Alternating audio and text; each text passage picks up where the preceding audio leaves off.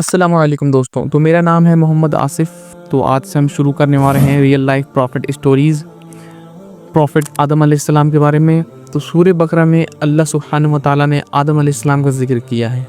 وَإِذْ قَالَ رَبُّكَ لِلْمَلَائِكَةِ إِنِّي جَاعِلٌ فِي الْأَرْضِ خَلِيفَةً قَالُوا أَتَجْعَلُ فِيهَا مَن يُفْسِدُ فِيهَا وَيَسْفِكُ الدِّمَاءَ وَنَحْنُ نُسَبِّحُ بِحَمْدِكَ وَنُقَدِّسُ لَكَ قَالَ إِنِّي أَعْلَمُ مَا لَا تَعْلَمُونَ۔ جب اللہ نے انسان کی مخلوق کو پیدا کرنے کا ارادہ کیا تو اللہ نے فرشتوں سے فرمایا، میں زمین پہ اپنا ایک خلیفہ بنانے والا ہوں۔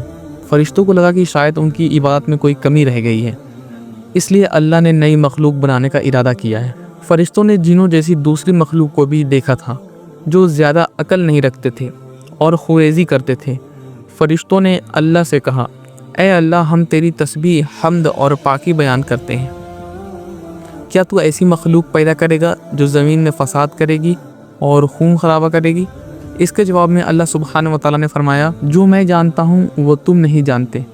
فرشتوں نے آپس میں کہا کہ اللہ سبحانہ وتعالیٰ جو بھی مخلوق پیدا کرے وہ ہم سے زیادہ علم نہیں رکھ سکتے۔ پھر اللہ نے آدم علیہ السلام کو علم سے نوازا اور انہیں کچھ چیزوں کے نام سکھا دیے۔ اللہ نے آدم علیہ السلام کو فرشتوں کے سامنے پھر پیش کیا اور فرشتوں سے فرمایا کہ تم بتاؤ ان چیزوں کے نام اگر تم سچے ہو۔ فرشتوں نے کہا کہ ہم اتنا ہی علم رکھتے ہیں جتنا تو نے ہمیں سکھایا ہے، اور اس کے سوا ہمیں کچھ معلوم نہیں۔ پھر اللہ سبحانہ وتعالیٰ نے آدم علیہ السلام سے کہا، اے آدم، تم بتا دو ان چیزوں کے نام۔ جب آدم علیہ السلام نے ان چیزوں کے نام بتا دیے تو اللہ نے فرشتوں سے فرمایا، میں نہ کہتا تھا کہ میں آسمانوں اور زمین کی پوشیدہ چیزوں کو جانتا ہوں۔ پھر اللہ نے فرشتوں سے فرمایا کہ تم آدم کو سجدہ کرو، تو وہاں سب سجدہ میں گر پڑے، مگر شیطان نے سجدہ نہیں کیا۔ تو اللہ نے فرمایا کہ اے ابلیس، تجھے کیا ہوا کہ تو سجدہ کرنے والوں کے ساتھ شریک نہ ہوا؟ شیطان نے تکبر سے کہا کہ میں ایسا نہیں ہوں کہ انسان کو سجدہ کروں جسے تو نے کھن ہوئے سڑے ہوئے گارے کی مٹی سے بنایا ہے۔ میں اس سے بہتر ہوں، تو نے مجھے آگ سے پیدا کیا، اسے مٹی سے پیدا کیا ہے۔ اللہ نے شیطان سے فرمایا، یہاں سے نکل جا مردود، اور تجھ پر قیامت کے دن تک لعنت برسے گی۔ شیطان نے کہا، مجھے قیامت تک کی مہلت دے۔ اللہ نے فرمایا کہ تجھ کو مہلت ہے۔ شیطان نے اللہ سے کہا کہ تو نے مجھے گمراہ کیا ہے، میں قسم کھاتا ہوں کہ میں انسان کی سیدھی راہ پر بیٹھوں گا، پھر میں ان پر حملہ کروں گا، ان کے آگے سے، ان کے پیچھے سے، ان کے دائیں سے اور ان کے بائیں سے بھی، اور ان میں سے اکثر کو تو شکر گزار نہیں پائے گا۔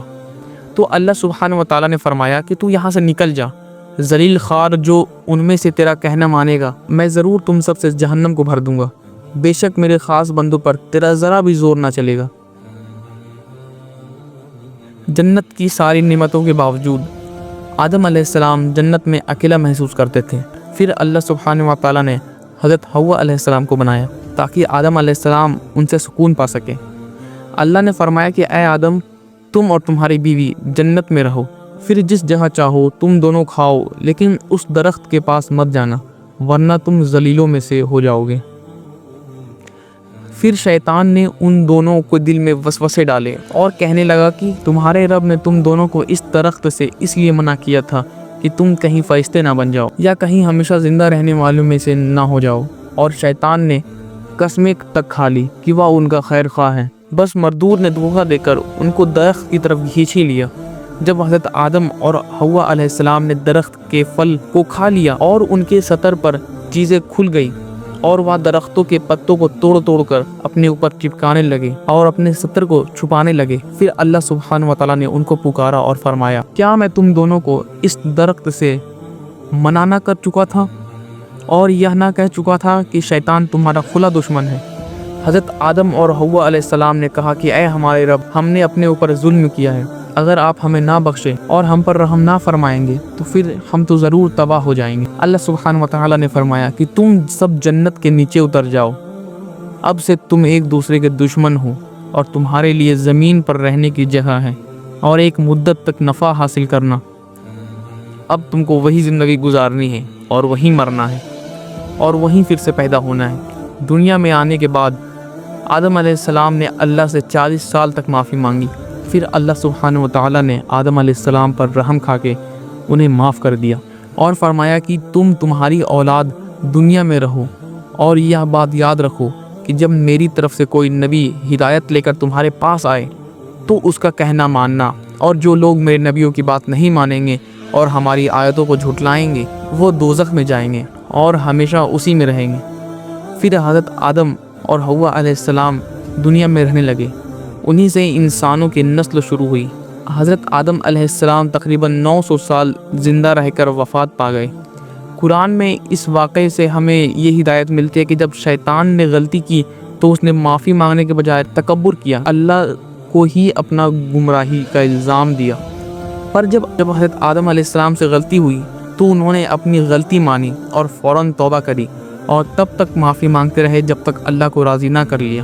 آدم علیہ السلام کی سنت یہ ہے کہ جب انسان سے غلطی ہو جائے تب اللہ سبحانہ و تعالیٰ سے اپنے گناہوں کی معافی مانگے اور اپنے رب کو منا لے۔ بے شک اللہ بہت معاف کرنے والا ہے، بڑا مہربان ہے۔ تو یہ تھا ہمارا آج کا ویڈیو آدم علیہ السلام کے بارے میں۔ تو ملتے ہیں کسی نیکسٹ ویڈیو میں۔ آج کے لیے اتنا ہی۔ ویڈیو کو لائک کریں اور چینل کو سبسکرائب کریں۔